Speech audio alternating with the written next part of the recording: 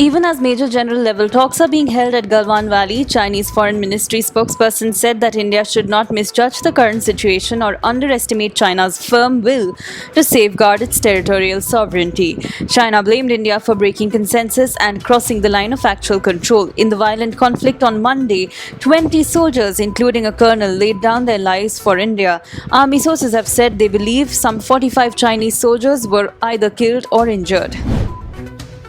Reports say that a Chinese engineering major is set to lose a significant contract with the Indian Railways, and the Department of Telecommunications has conveyed to state-owned Bharat Sanchar Nigam Limited not to use Chinese-made equipment in its upgradation. DOT is also actively considering telling private mobile service providers to reduce their dependence on China-made equipment.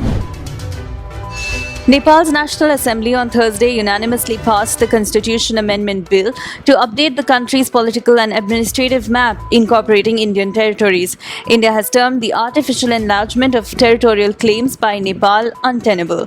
Nepal has been staking claim to Kalapani, Lipilek and Limpiadhura in the Indian state of Uttarakhand, and this has raised tensions between the two countries. The Supreme Court stayed this year's historic Rath Yatra and related activities at Puri in Orissa due to the coronavirus outbreak. In the interest of public health and safety of citizens, this year's Rath Yatra at Puri in Orissa can't be allowed. The court observed Lord Jagannath won't forgive us if we allow the Rath Yatra in the times of a pandemic. Prime Minister Narendra Modi kick-started two-stage electronic auction process to allocate coal blocks for commercial mining. The Prime Minister said that we are bringing the coal sector out of decades of lockdown. India is still the world's second biggest importer of coal, despite being the second largest producer of the dry fuel, with the world's fourth largest reserves. Hours after India was elected as the non-permanent member of UN Security Council, Prime Minister Narendra Modi on Thursday said he was deeply grateful for the overwhelming support. He added that India will work with all member countries to promote global peace, security, resilience and equity. India was elected as the non-permanent member of the powerful UNSC for a 2-year term, winning 184 votes in the 193-member General Assembly.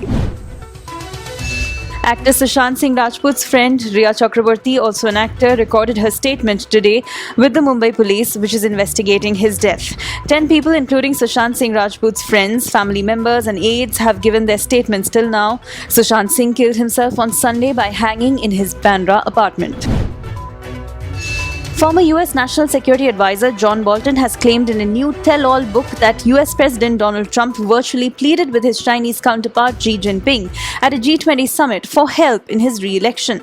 The White House has said the forthcoming book by Bolton is full of classified information, and the Department of Justice has sought a temporary restraining order blocking its release.